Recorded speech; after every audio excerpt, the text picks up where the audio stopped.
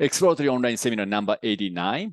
Today, I'd like to present multicollinearity. What is the multicollinearity? Why is that problem? And how you can detect and address it. So before getting into like there are a bunch of analytics you can use in exploratory, and then this color is based on like what type of analytics. So the green color is a statistical learning, and then orange color is the machine learning.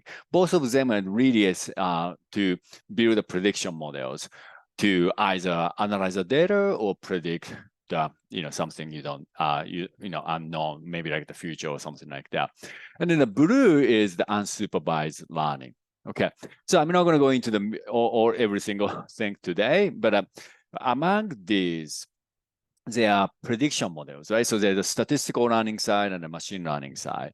And then today, what I like to focus is really the statistical learning model. This is where the multicollinearity becomes a problem that you need to check when you try to build the models. Okay, and then especially today, though, I'm going to use a linear regression left-hand side as an example. But whatever like the talk like I'm going to do, like a presentation do, is can be applied for any of these, any like statistical learning models. And what makes a difference between machine learning and a statistical learning model is statistical learning model use formula or mathematical formula, as opposed to machine learning model tend to, in general, use more like if-else type of things. It's more like, decision tree is a good example. Random forest is another good example. It's a bunch of if-else type of conditions. It doesn't have to be, but it's kind of like that. So that difference is, I think, it's one of the main difference. And because of that, because the statistical learning model uses the mathematical formula as a model, you can do something that machine learning model cannot do, but at the same time, there's some kind of constraint with that. And then one of them is actually like you have to be careful about this problem called multicollinearity. Okay, so what is the prediction model? The prediction model is a formula or a set of rules. Like I said, a formula, what I mean is the mathematical formula. So that's a statistical learning model. A set of rules is more like for the machine learning models. Either way, they are defined by algorithms based on patterns and the algorithms identify or discovered in the past data in order to predict the future or unknown. So what the prediction model is, we have data that have answers, like usually like numerical values or labels or categorical values, or what we are interested in. For example, like you might be interested in the sales or conversion rate or attrition and etc. And the user algorithms can be the linear regression algorithms or decision tree algorithms, whatever that could be, to detect the relationships and patterns that can be used to identify the answers and model them as a formula or rules. The user models to predict answers for the data with no answers. Okay, so maybe the simple use case is we know who converted as paid customers in the past. Okay, and if we know that who didn't convert in the past. So there are two groups of the customers or users, right? And then we have customer attribute data for those who converted and then those who didn't convert, somehow like basic information, or maybe like how many minutes or hours they spent on the website before they convert or something like that. And then based on these data, we want to predict which of the lead customers, that means haven't converted it, but which of those lead customers will convert or not. That's what we are interested in. So in such case, we have the data like this, customer data. And then first we will have the variable or column we want to predict or we are interested in. And then based on these variables, so like age, time, country, industry, or something like that. So we call the one we are interested in is as target variable. And based on these variables that we call predictor variables or prediction variables, either way. So I'm going to keep using this term, target variable and predictor variables. Okay. And then we build the prediction model so that we have the data. We use algorithms go find the patterns in the data and build a model, which is the orange colored circle. Okay, and then based on the, if let's say this is a statistical learning model like a linear regression, and that model can be a formula. And then once we have that model, then we have the data with no answers. Give that data to the model, and the model will fill that unknown variable, in this case, the conversion. So based on the customer attributes, maybe like, hey, this is like age this, countries this, and industries that. So this customer is more likely to convert or something. Okay, so that's in a very nutshell of the prediction model. But there is a great statistician from UK called George Box. He once said, all models are wrong, but some models are useful. When you think about it, of course, like when you create a prediction model based on the data, and then, it's not going to be perfect. It's not going to be able to precisely correct. Because the model is in a way sort of like simplification of the world, right? So therefore, it's wrong, but however, some of the models are useful. Why? Because the model has captured or detected the patterns in the data, and then generate, sort of define the pattern as a formula or set of rules. Today, we are interested in statistical learning model, so it's more like the mathematical formula. And that means this model itself, like if we can learn from the model based on about what it found, right? So like maybe like what type of relationship among the variables, those relationship is a meaningful relationship or marginal relationship, or how much of the data can be explained by this model and such, so on. Okay, so today, basically, like what we are interested in, it's not about the prediction itself. It's about understanding the data by using or by building the prediction model. Okay, so we have this data called employee data. So each row is each employee. And then there are about like 27 columns or 27 variables about customer information or attributes, such as maybe like age or education level or monthly income or working years and job role and so on. And then there's this column called monthly income. I'm going to call this column as income, okay? But we are interested in this column, try to understand like how this company decides the income for employees. What influence the income? Maybe like because of the age, because the job role, will be maybe like some other things. Like that's what we want to find out. And in exploratory, basically what we're trying to say here is like, what is correlated to monthly income? What has a strong relationship with monthly income? Maybe like the older you get, the income is going to be higher. That's kind of obvious. Well, depends on the company, maybe not, right? So in that case, basically, like we can find that kind of relationship in very quickly in exploratory called correlation mode. All you need to do is go into the summary view and then click on this correlate button, and then find what variables are related to the monthly income. So I'm going to just kind of show you quickly, like when you go here, here is the same data, that employee data, and then you go to the correlation mode, and then like I've already selected monthly income, but you can select that whatever the column you're interested in, and then it finds whatever the columns that have the stronger relationship. Okay, so we have like a job level, job role, and total working hours, and so on.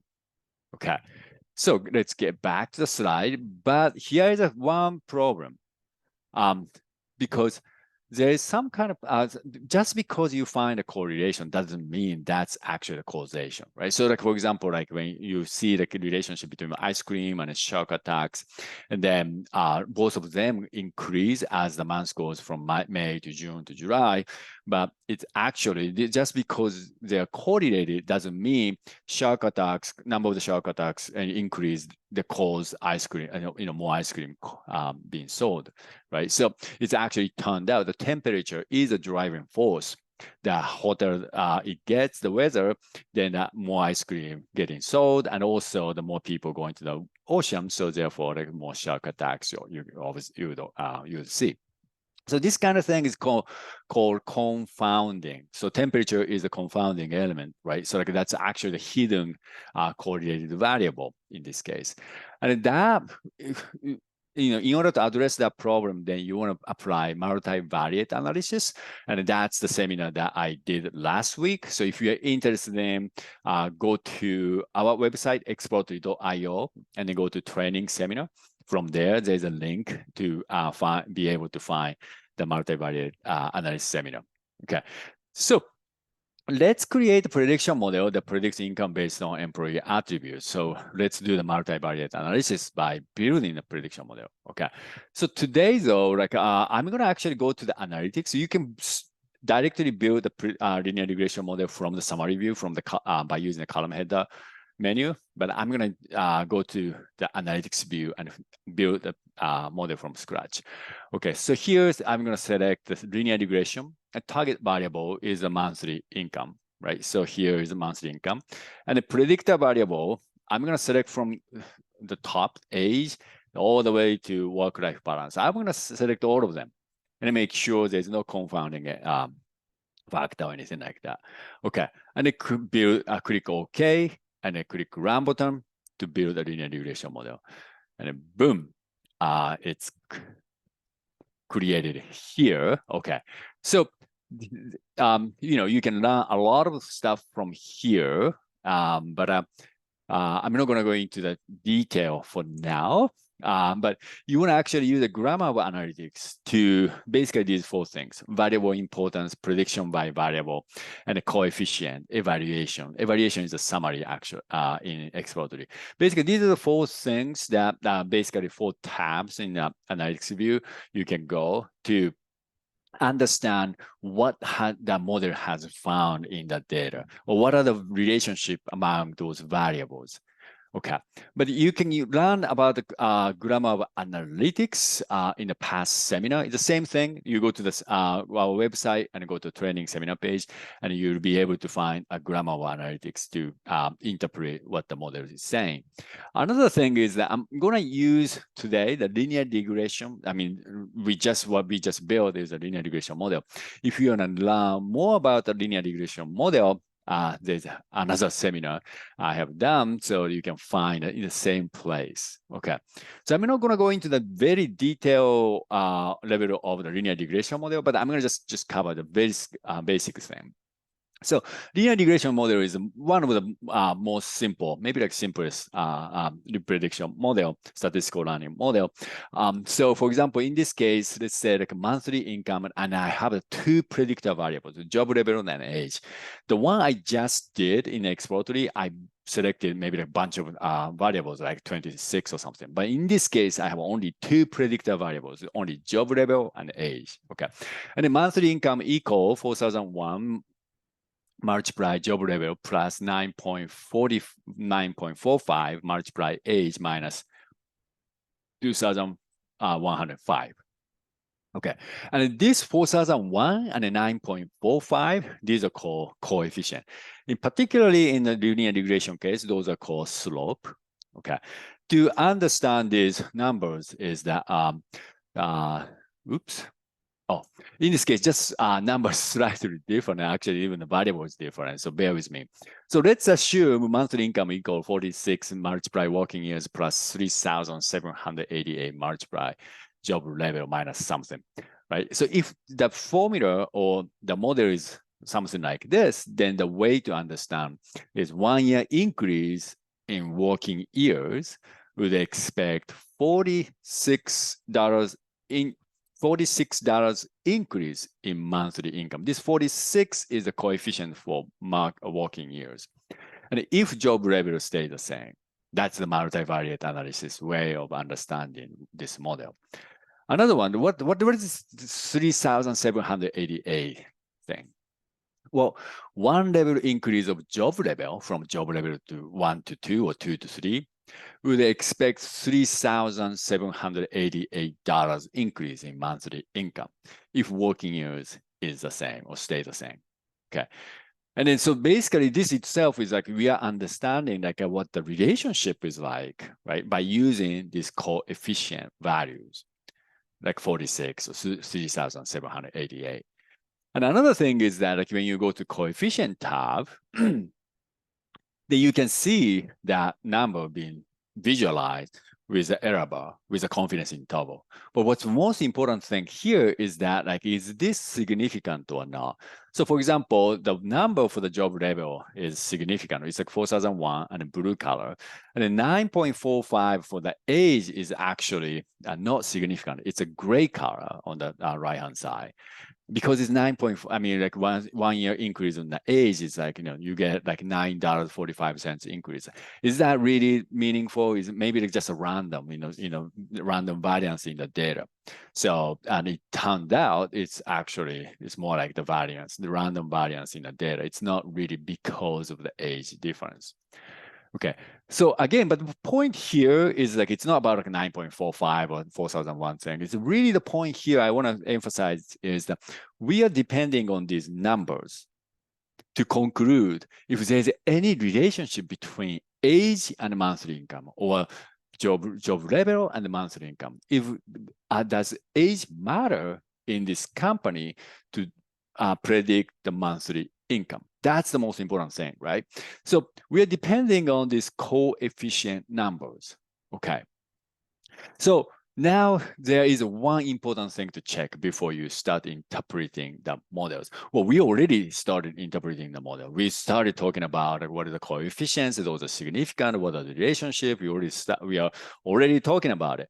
But before we should have a check, before we started doing this, we should have a check one thing. And that is this. So this is, if you're familiar with the Japanese movie, if you're aficionado of the Japanese movie, you might recognize. This is one scene from the movie called Rashomon. And then you might be familiar with this scene or this movie. It's actually the one of the Akira Kurosawa's movie. But the movie itself is kind of not really, I mean, they didn't talk about linear regression model multicollinearity problem in the movie, but it's actually, it's been said the Rashomon effect is the key part. So in that movie, there was some like a murder event happened. And then there was a couple, and then there was I don't know, maybe like a thief or sort of like a bad guy or so kind of interesting bad guy or whatever in the movie. And then somehow there's a court, and the judge was asking each of them in a different scene. So first they start asking, most likely this like a bad guy or the thief might have killed the husband. So, like this guy to start talking about all the stuff. And then the next scene is like now the court started asking the woman who's the wife of the husband who was murdered. And then the wife started talking about, which is contradicting with the story told by the thief. Okay. And then now somehow the husband has been killed, and then so he doesn't exist. But somehow this is a movie, so he started talking from the heaven or something. And his story is also contradicting with both the story from wife and also story from the thief. So three stories are contradicting, and it turned out none of them are actually the true, but that because of the theme or the theme of the movie, this word called Rashomon effect was made. So what really is that various individuals provide multiple contradicting perspectives based on their interpretations about the same event, and which makes it hard to understand what has really happened. And that's the problem of the multicollinearity problem. So what that means. So when you have the data like this, and then target variable and a prediction variable, predictor variables, okay.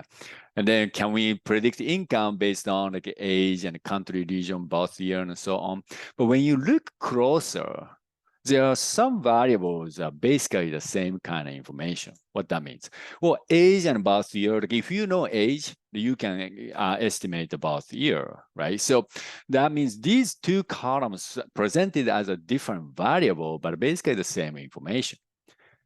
And look at country and region. Country and region is not as like exactly the same, but if you know the country, then you can know the region. Like if this customer is from Japan, our employee is from Japan, then you can know like the region is Asia. It's not like North America or Europe. If this person is from the US, then you can know like this person's in North America. Not the vice versa. If you know the Asia, that doesn't mean you will know the country, but you know the country, you know the region. So it's kind of like a hierarchical data. Okay. And when you have something like this, then here becomes a problem. So let's assume that here's a linear regression model, y equal A1. This is A1, A2, A3, those are coefficient. Okay. A1 multiply X1, X1, X2, X3, those are the prediction variables, the predictor variables. Okay. So A1 multiply X1 plus A2 multiply X2 plus A3 multiply X3 plus B. Okay. So let's focus on this X1, X2, X3. This is the predictor variables. And what if these three variables have the strong relationship? What's going to happen? Okay, well, in a nutshell, so I'm gonna I tell you the answer first, and then go into detail. So if these predictor variables have a strong correlated relationship, it's almost like one of them, then you can know the other kind of relationship, then which will make this coefficient unstable. And if these are unstable, then your data analysis become wonky. You can't really rely on it, right? So because you remember, we are depending on this coefficient to see if that relationship is even significant or not significant, or like marginal difference or not. And what are the relationship? Is that like one increase will cause other to increase or decrease or not at all, right? So like we're really depending on this coefficient. But this coefficient is not stable, then all data analysis has to go down the drain, right? So why that it becomes unstable? So let's look at this case, like a company with a promotion by seniority, right? So like in this company turned out like the longer you work, then you get promoted. So that kind of good old days company. Okay, so the promotion rule is job level equals 0.2 multiply working years. So that means if you worked in this company for 10 years, then you put 10 in the working years, then 0.2 multiply 10 is 2, right? So that your job level is 2. What a simple company, okay? So let's assume there's a rule like this. And if that is the case, then you have the data that has some kind of a relationship between income, job level, working years, right? And then that relationship is really is that if any employee with 10 years of working years would have like in the average $3,000. Okay, so that's that kind of relationship is found in the data. Then how we can explicitly define the linear regression model, how we can define the formula. And it turned out there's not only one way, there can be multiple ways. And it's just three of many ways to express that data. So first is the income equal 1,000 multiply job level plus 0 multiply working years plus 1,000. Okay, so that one plus 1,000 part is like something called y-intercept. It's like when the working years and job level is 0, like how much is the income.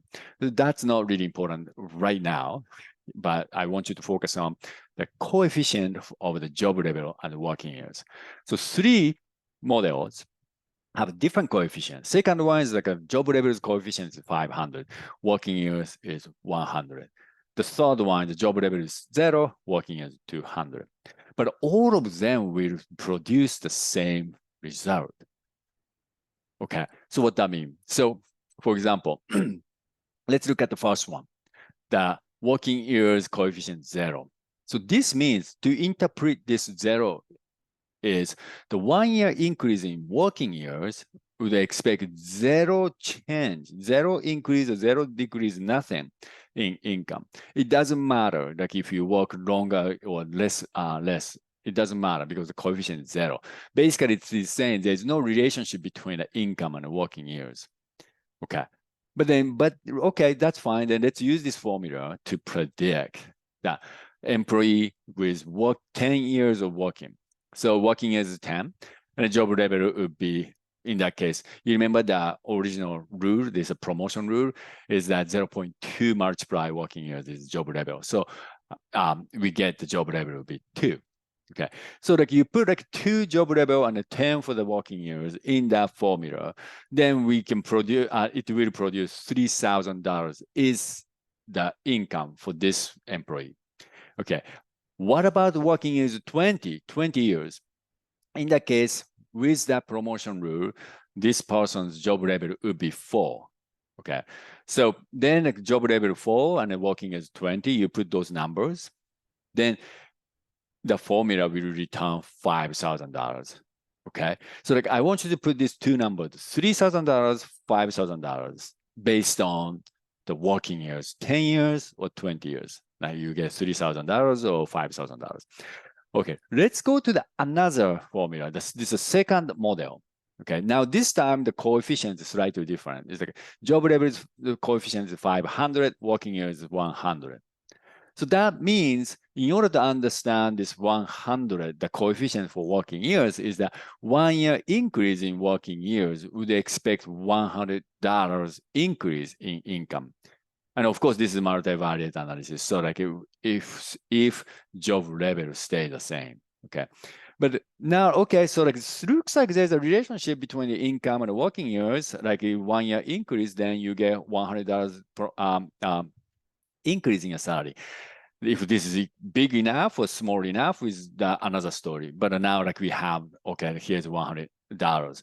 That's different from the previous one that had $0. Okay. So, but if we use this formula or the model, then predict how much would be the income based on the working years. Again, if working years is 10, that means job level will be 2. Put those two numbers in the formula, then you get $3,000.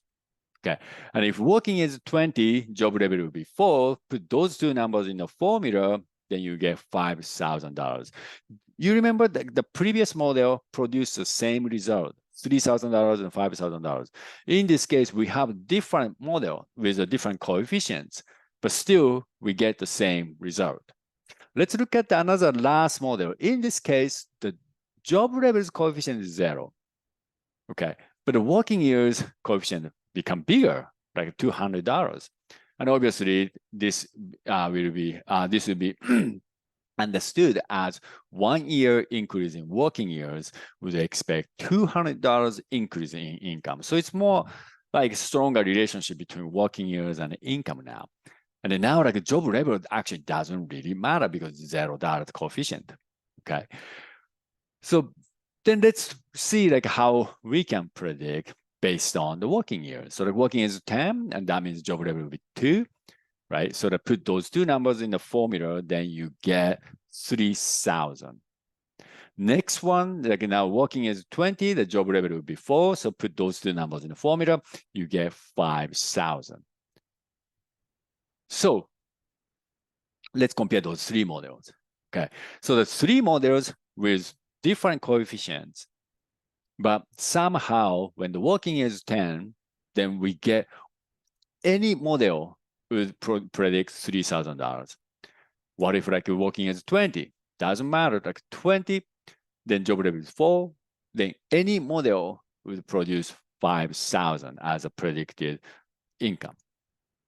So when there's a relation, so what's happening is when there's a relationship where the change in one variable happens to gather in another variable, in this case, a job level and working as the experience, a relationship with a fixed rule like that, or maybe super highly correlated. In this case, it's not just correlated, it's just a formula. It's like like we don't even have to say correlation. It's just like one decided, another one is 100% decided. But in the correlation context, is the correlation coefficient is basically 1, right? So it's like a most strongest, it's a perfect match kind of relationship. Then we can flexibly adjust the coefficients to get the same result. Okay, so that, for example, like, okay, one coefficient, the job level coefficient goes down, then like we're gonna bring the coefficient for working as up to make the ends meet. Okay, so that is basically 3 models producing the same result and then basically like finding the same pattern in the data. The pattern is only one pattern. I mean, one meaning is the same pattern. But then if you apply, in this case, a linear regression model, it can produce, happen to be like, 1,000 for the job level coefficient, or can be 500, can be 0. Because any of those are actually the correct model with this data. Okay. But this is okay if your goal is to predict the income. Because any of the models you use, the goal, I mean, like the result is always the same, 5,000, 5,000, 5,000. So it doesn't matter if the coefficients are stable or not. It doesn't really, any of the model you can use. But the problem is if your goal is to analyze the relationship among the variables, right? So because when we try to evaluate how strong the relationship is, like for example, like between the income and the job level, then sometimes 1,000, sometimes 0. That's that's a problem, right? Or if it's 0, that means there's no relationship. So like we are basically trying to evaluate that relationship is significant or not. That's a really important part of the data analysis.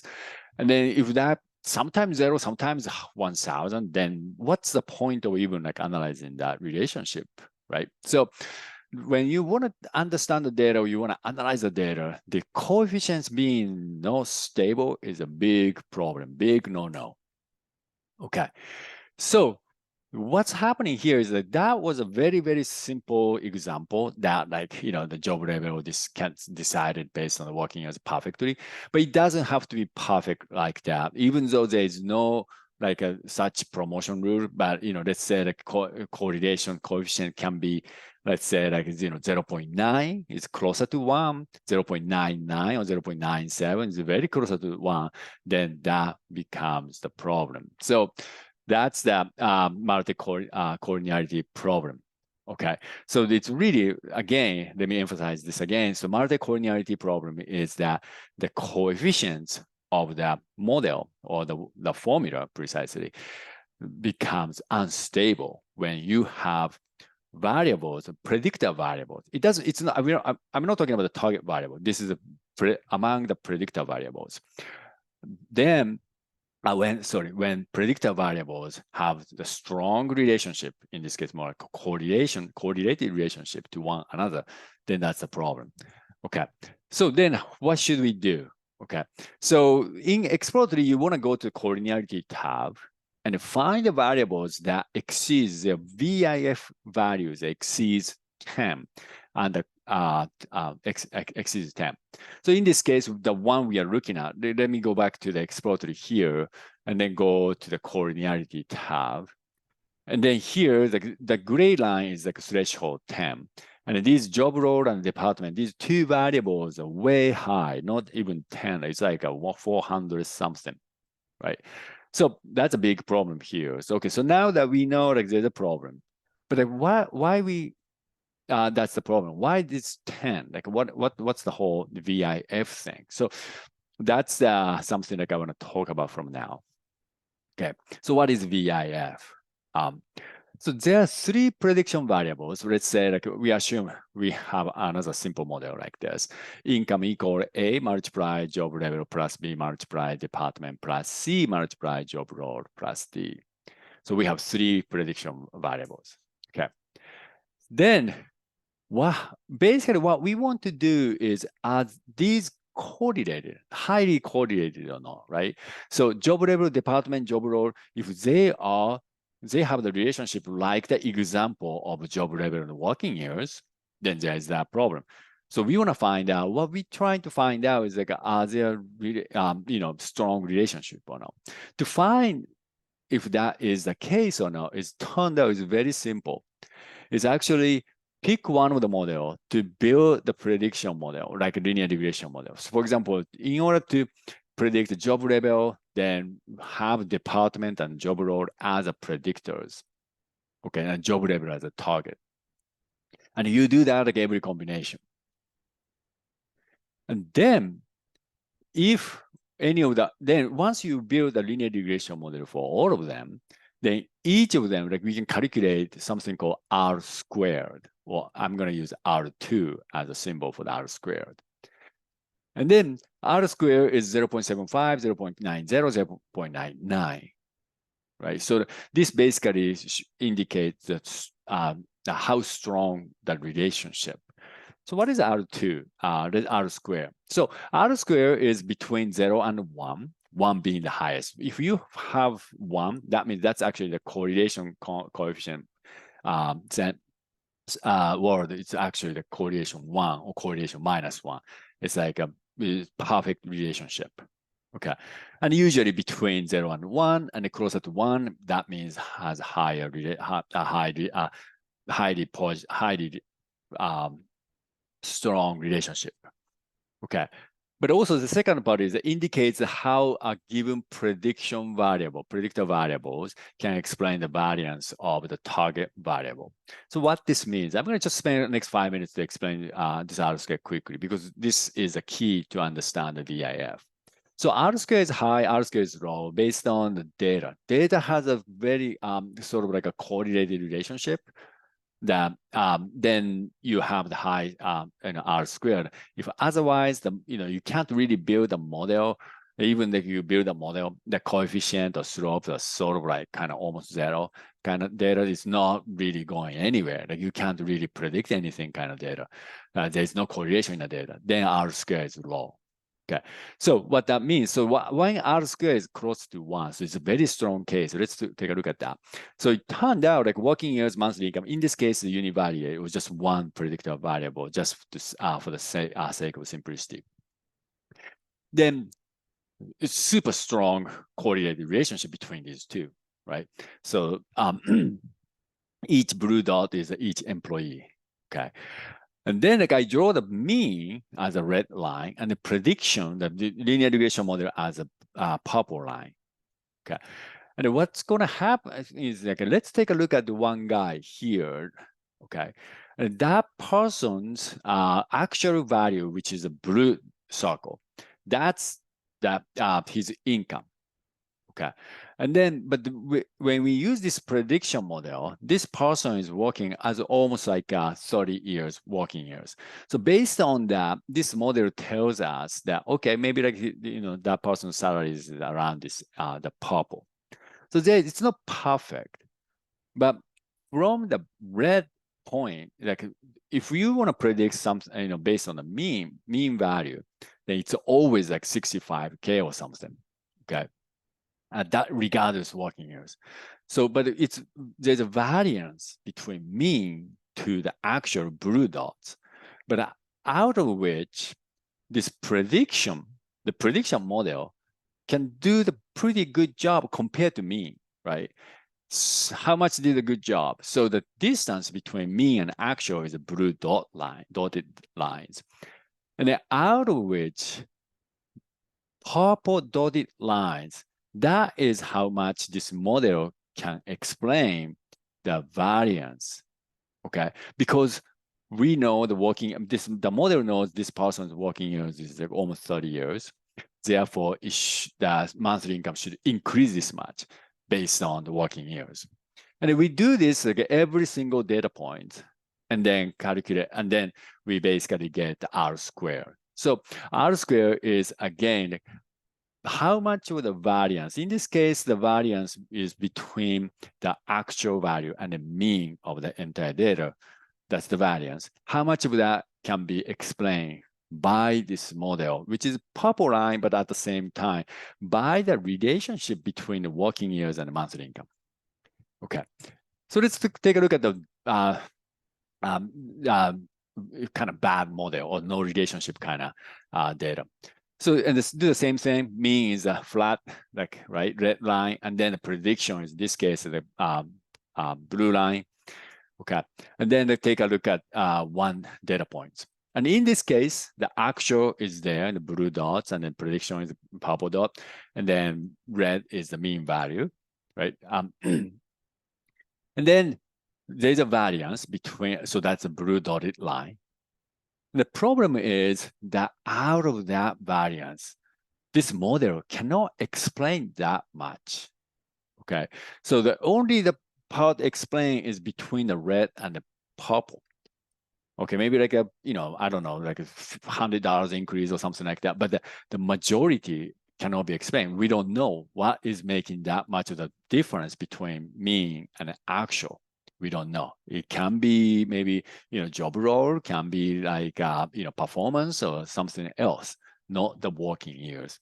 So that says that R square is an indicator of how much of the variance in the target variable can be explained by the model. In this case, working years, but it can be like, you might have like multiple predictor variables, right?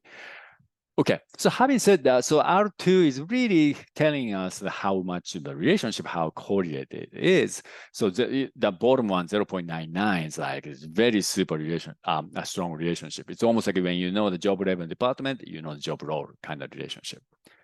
Okay, and this means that there is a multicollinearity problem with the variable, especially around like 0.90, 0.99. That's a strong relationship.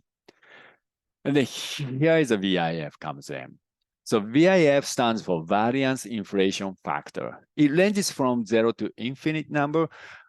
It is a calculated value based on by using the formula below. But this, what it's trying to do is to try to inflate as R2 value gets closer to 1. Okay, so what that means, if we apply this formula, you get the VIF like this, 4, 10, 100. And it's kind of crazy because VIF for 200, from 10 to 100, that's like a 10 times, right? 10 times bigger. From 4 to 10 is like just a 2 times or maybe like 2.5 times bigger. However, when you look at R2, from 0.75 to 0.90, that's like 0.15. Compared to that, from 0.90 to 0.99 is like 0.09 difference. However, when you look at the VIF, like from 10 to 100 is like huge. So as you can imagine, like VIF is try to emphasize as it gets closer to 1. So especially once you pass 0.90, then even just 0.01 difference makes a huge difference. And as it gets closer and closer to 1, then VIF number becomes bigger and bigger, almost like exponential. Okay, so that said, VIF 10 is really, when you think about it, let me just go back here. This threshold, VIF 10, is really the R square 0.90. So we in this sort of like a generic guidance is if when you find any variable greater than 0, VIF 10, that means R square value is 0.90, then you should avoid using those variables together. Now, how are we going to do it? Well, it's if in this case we have job role department, both of them exceed their VIF values greater than 10, then should we remove them? Yes, but you don't have to remove all of them. All you need to do is remove one of them, either job role or department, because this one is causing some problem, right? So most likely though, in this case, job role department, when you look at it, when under the chart, I've already created a pivot table. Here's the department, here's the job role. And as you can imagine, these are hierarchical relationships. Except the manager, other job role exists only in one department, right? So for example, human resource job role is a human resource department. And then for example, sales executive, sales representative, they are sales department, not the human resource or research and development. So this kind of hierarchical data is considered as multicollinearity or like the strong correlated problem.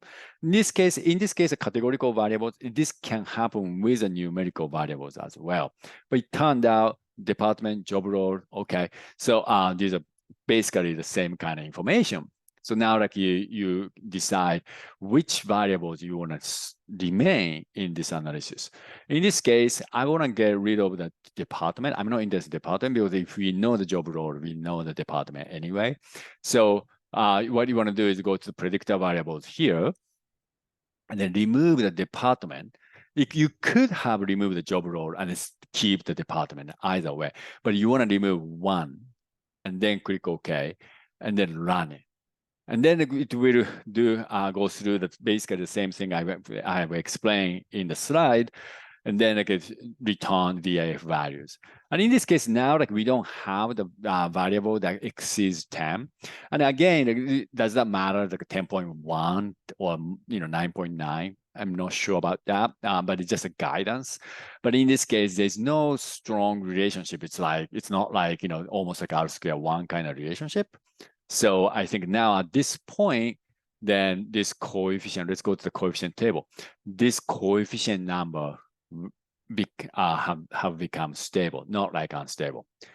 And when I talk about this, sometimes I get the questions, it's like, what do you mean by unstable? It's like every time you click on, let's go to the coefficient, visualize version of the coefficient.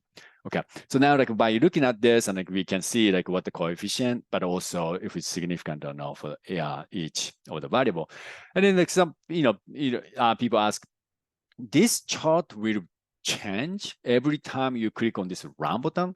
So for example, right now it's let's say job level, its coefficient is 2,765. And then when you click run button, it will become 0, it will become minus, and it doesn't. It will always the same in this case, in this exploratory, with as long as the data is same. Okay, but this happened to, we should consider it as this happened to be 2,765. If there is the multicollinearity problem, we could somehow adjust this coefficient of the job level. And once you adjust it, and then you can adjust all the rest of remaining variable to make ends meet, and that still works okay. So in a way, linear regression found those coefficients that is most optimized coefficient to build this model. However, that value can be changed. That's what I mean by is unstable. And then, maybe for example, if the data just changes a little bit, maybe the way you sample the data. In this case, we are not sampling the data, but just imagine you have tons of data, you're sampling the data. Or maybe one or two rows somehow removed or added. And then maybe this coefficient can be changed as well. And in that way we change is sort of unstable. So you can't depend on it. Okay, so that's what I mean by it is unstable. Okay, anyway, again, so this coefficient, this tab is very important because you can know which variable is significant or not. If not significant, those are the gray. So you want to focus on only the blue or red. Red is negative coefficient, blue is positive coefficient. And even this, basically that coefficient is the slope, right? So what that slope is, this line right here, the slope of this line. And as long as the predictor variable is numerical, you have this slope. If it's categorical, there is no slope, but there's a difference between among the categorical variables. But if coefficients are not stable, then this line might be going up or going down. Maybe this slope might be different. So then, going back to grammar of analytics, doesn't matter if you use the grammar of analytics or whatever, all the interpretation is not reliable. Right, but now that we know that there's no multicollinearity problem, so we can sort of we can be more confident understanding of this slope or coefficient, and then we can decide even what is significant or not, that kind of stuff. Okay, so having said that, then the last part is that, so basically having said the multicollinearity problem, so how you choose variables. So there are many guidance and way of choosing predictor variables. In this case, I have selected all of them. So here there are a bunch of variables, right? And then but you can actually go to the importance tab, and then you can see which variables actually really matters or not. And then when you look at here, it's pretty much all else doesn't really matter. So only a job level, job role, total working years. then, like why you want to keep these things so that you can get rid of them, and then basically go to the predictor variable and then get rid of them, and then see like how the summary, for example, R square will change. It's most likely it's not going to change that much. Maybe like 0.00 something might be different, but mostly different, not change. Then why you want to keep those, right? So you can get rid of, that's how you can choose the variables. But general guidance before you start building a model is that like maybe like you can check like a correlation, and then you go to analytics view, and there's a correlation as analytics type, and then this can be used for only numerical variables and then logical variables. But at least you can actually run it to discover all the correlation coefficient of all the combinations, every single combination. Okay, and then when you find something like, let's say in this case, job level monthly income, and if you want to predict something else, in this case, like today we've been looking at trying to predict the monthly income. And in that case, that's not the problem. But for example, if you want to have the monthly income and job level as a predictors to predict something else, let's say, I don't know, like an age or something, or maybe it can be, in this case, today is a linear regression, but maybe like you want to use a logistic regression to predict if this employee will quit or not, like attrition or something. In that case, you don't want to use these two variables. 0.95 is the BIF is definitely greater than 10, right? So anything greater than R squared, sorry, this is a correlation. So it's R squared is slightly different. R squared is really the correlation to the power of 2. But anyway, when you find a strong relationship that you want to avoid, right? But then that correlation tab can be used only for numerical variable. So what if like you have the categorical variable? So in a sense, like, you can just build a model, just run the linear regression or logistic regression or any statistical learning model in Exploratory, and just go make sure to check the collinearity tab and then see if there's any variables exceeding 10 VIF values or not. If that's the case, you want to remove one by one. Okay, and then another way to check is that usually like this, I've seen all the time is like predictor variables have some hierarchical relationship, and this requires some kind of domain knowledge. But at least if you know, then avoid using those together. Use just one of them. And also another thing, this has nothing to do with multicollinearity, but sometimes the categorical variables have too many unique values. Let's say like maybe product name or customer name or something like ID or something like that. Then you want to avoid using it because let's say like you have like a customer name, and then you try to predict sales numbers or something like that. And it's sort of like when you know the customer name and you know the sales number. So it's like it's basically you kind of putting the predictor as like you're putting the answer as a predictor, right? So that's one problem. And then the whole reason you're building the prediction model is to understand a general pattern, not like the answer, right? So if you know the customer name or product ID or whatever the employee ID, but then you basically want to find a pattern that can be used for something that you don't know. So in that case, in the future, we are not going to have the exact same customer name or customer ID, employee ID. We want to know for those we don't know the customer ID or employee ID today, right? So that's one problem. Another problem is that when you have too many unique values, that means it makes it harder for the model to find patterns because like each categorical value has so much of the data. So like there's not much of the pattern that the model can learn. So you don't want to use that variables with too many unique variables. Too many unique values or unique groups.